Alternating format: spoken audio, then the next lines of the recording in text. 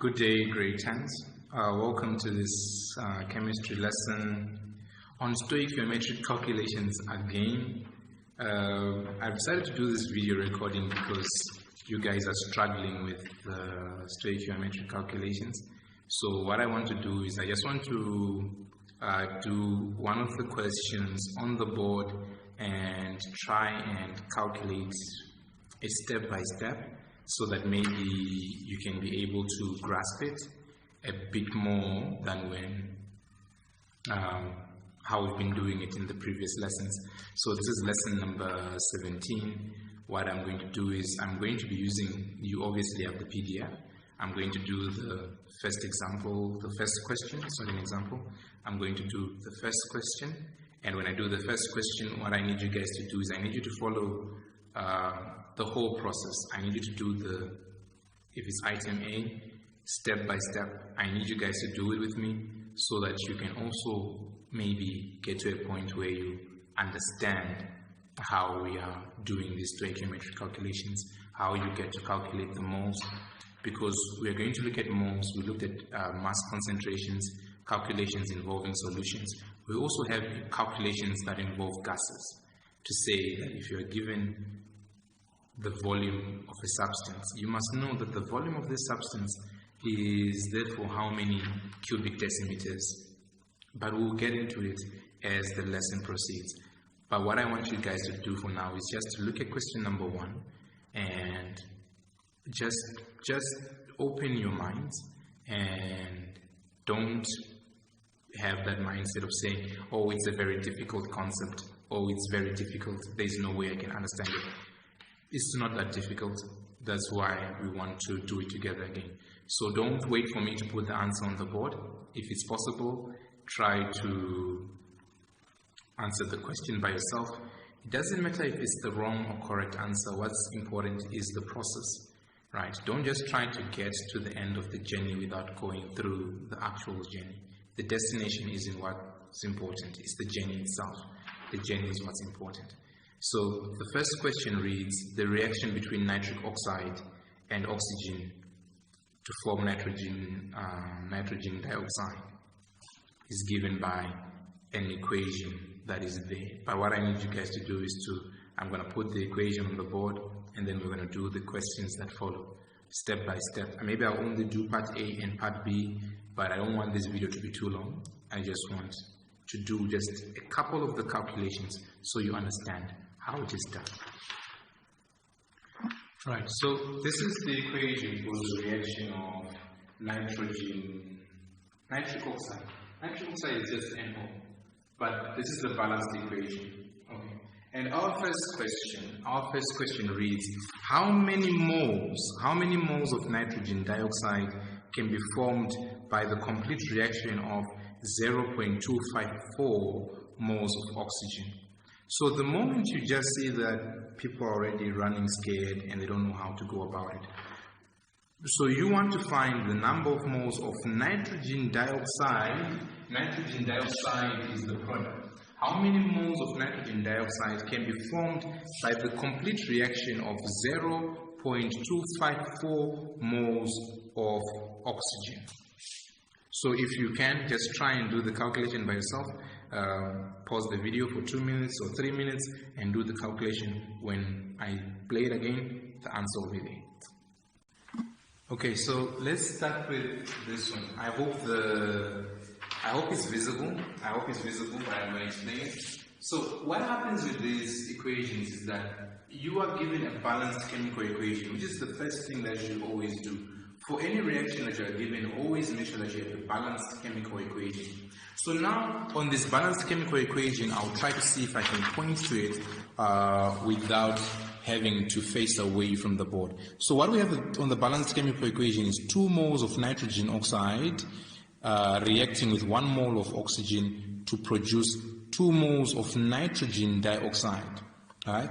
That's our balanced equation. So what you're going to ask yourself is to say, now, what you have is a question saying, how many moles of nitrogen dioxide, this one, how many moles of nitrogen dioxide, that one, right, are produced when you have 0.254 254 moles of oxygen reacting. So using, all I have used in this entire calculation is simple proportion. To say if 0.254 moles of oxygen produce 2 moles, if 1 mole of oxygen produces 2 moles of nitrogen dioxide, therefore 0.254 moles of oxygen will produce less, right? It will produce less. So I tried to put it as clearly as I could here to say 1 mole of oxygen will therefore produce 2 moles of nitrogen dioxide. This one now, 0.25 moles of oxygen will produce less moles of nitrogen dioxide. Some would then want to ask to say, what's happening with this one? Don't worry about the nitrogen oxide in this reaction. The fact that we are talking about the moles of oxygen only, it means that we have not changed anything on the nitrogen oxide. So you are now going to use simple proportion, right? Simple proportion to say 0.2, if 1 is equal to this, then 0.254 is equal to less. So all you do, using simple proportion, you then have 0.254 moles divided by 1 mole, because now it's less, so the bigger one goes on to the numerator. And which one is the numerator and the denominator? That's something else. So 0.254 divided by 1, moles, then you cancel out the moles. That's why we're cancelling out the moles.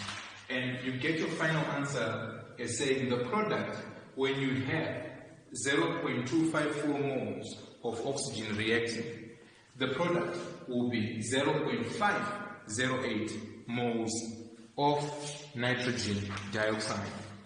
Without even doing all these calculations, without even doing all of these ratios, because you know that the reaction ratio is 1:2, it means that whatever value of oxygen that you are going to be given, for you to know the product, you just multiply the oxygen by 2. So even if we were to say, just out of the blue, if we were to say 10 moles, let's say if we were to say 10 moles of oxygen, right? If we were to say 10 moles of oxygen, and we ask how many moles of nitrogen oxide are going to be produced, you would know that because the reaction ratio is 1:2, you just say 10 moles multiplied by 2, it will what? Well, then this will give you 20 moles of nitrogen dioxide. Nitrogen dioxide. Because the reaction ratio is 1:2. Right, let's move on to the next question. How many grams of nitrogen dioxide can be formed by the complete reaction of 1.44 grams of nitrogen oxide? How many grams of the product, nitrogen dioxide, can be formed by the complete reaction of 1.44 grams of nitrogen oxide? Carry out the calculation. Try to carry it out. Try to see if you can understand. Please just try to do the calculation. I'll do it also on the board, and then we will discuss. Okay? Okay, guys. So I hope you were able to do this one now for the calculation of the mass. Right. So we are told that the question is asking us how many grams of nitrogen dioxide, that one, are going to be produced when you have 1.44 grams reacting. Right? So the first thing that you're actually supposed to do is you're supposed to ask yourself, before you even go talking about this whole 1.44 grams of nitrogen oxide, to say, what is the mass of this nitrogen oxide? What is the mass of these 2 moles of nitrogen oxide? What is the mass of these 2 moles of nitrogen dioxide? Right? For you to know, to say, okay, when everything there is there, nitrogen oxide plus oxygen, when all the masses are there, this is the reaction. 60 grams of nitrogen oxide, you add them with 32 grams of oxygen, they produce 92 grams of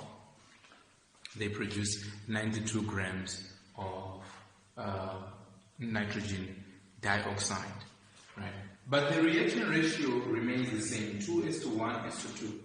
So now if you were to reduce the nitrogen oxide to 1.44 grams, how much of the nitrogen dioxide would you produce? Remember, when you reduce this one to 1.44, oxygen is also going to reduce, but don't worry about oxygen in this case. We just know that we're not factoring in oxygen. Oxygen, whatever calculation is there, has already been done for you. Don't worry about it.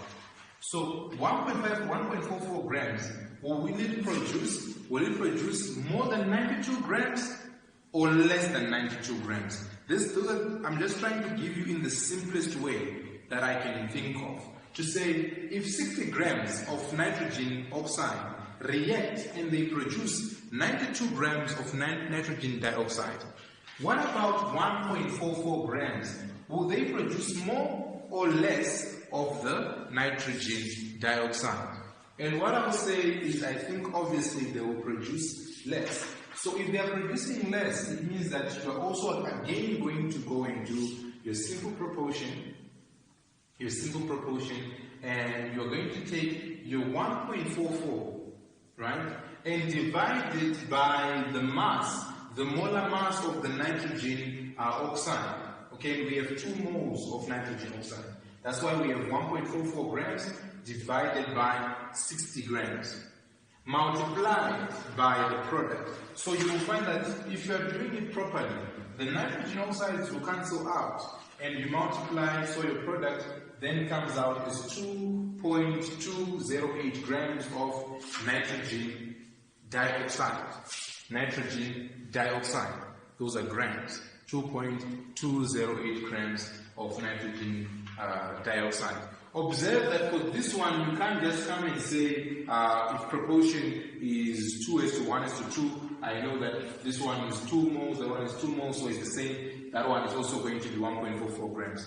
It's not going to be the same. Why? Because this product in terms of mass is much heavier than this reactant.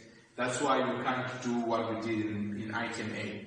Right? In item A, we just say if you have 2 moles of this, 2 moles of nitrogen oxide, you're going to have 2 moles of nitrogen dioxide. If you have 5 moles of nitrogen oxide, you're going to have 5 moles of nitrogen dioxide. So in terms of moles, the proportionality, the ratio always remains the same. Okay? But in terms of mass, because that one is smaller and that one is bigger, that's why you end up having the product being more. Because remember, here it's reacted with another oxygen, an oxygen molecule. Okay? So let's now move on quickly to item C. Find the volume of nitrogen dioxide produced at RTP. RTP is room temperature and pressure. Find the volume of nitrogen dioxide produced at RTP when 5 grams of oxygen reacted with nitrogen oxide completely. Okay? So I don't know if you have any idea how that's done, but you just scratch along, pause the video 4 or 5 minutes.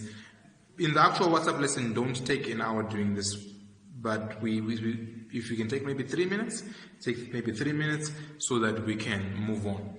Okay? But watch the video again and again until you understand the basics of what we're doing here. So item C, that's the one I'm going to do right now. So pause the video for about maybe 3 or 4 minutes, yes. Okay, so let's do the final one real quick. We want to find the volume of nitrogen dioxide that is produced where 5 grams of oxygen react completely with nitrogen oxide. So now the thing with volume, I think the most important thing that I can say in this video is that you should always know that 1 mole of any gas is equivalent to 24 cubic decimeters at room temperature and pressure.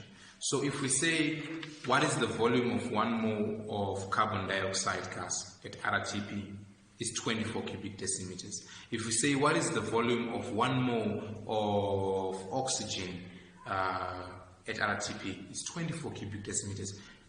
1 mole of any gas, right? 1 mole of any gas is always 24 cubic decimeters. So that's information, that's a point that you guys have to know. In physics, we're going to be looking at Boyle's law very soon, and Charles' law, and how gases act. You'll find that whenever we talk about volumes now, we talk about them in cubic decimeters, and how 1 mole is always equivalent to 24 cubic decimeters at RTP, right? So now what we know is that 32 grams of oxygen, right, which is 1 mole of oxygen, produces 2 moles of nitrogen dioxide. 32 grams of oxygen is equivalent to 1 mole. You remember that, yes? Yes, this is 1 mole of oxygen. 1 mole of oxygen in this reaction, remember this is the same equation that we started with at the beginning of all this. This is the equation that we started with, right? So 1 mole of oxygen produces 2 moles of nitrogen dioxide.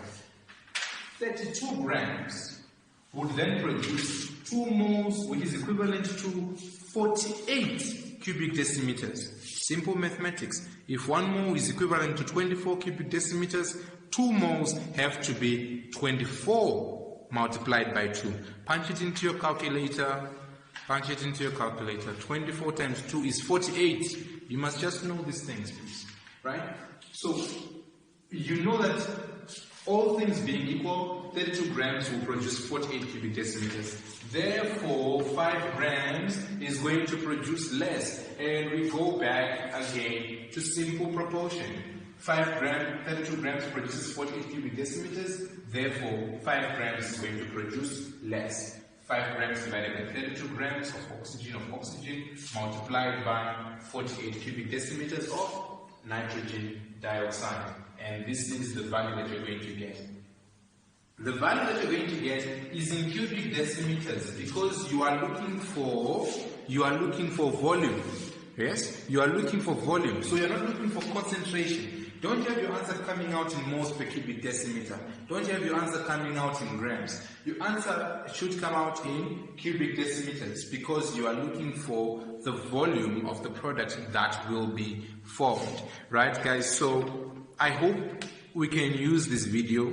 I'm emphasizing it now. I'm going to emphasize it in the group that you watch this video as many times as is possible. Right? Watch the video as many times as is possible and just go over the steps again and again. Remember the concept of simple proportion. These are very simple things. Use a simple proportion, direct proportion. If you know that, then you are good to go. So thank you guys for watching this video and watching it again and watching it again. This is Marshall AC Candiado. You guys have been great. Thank you.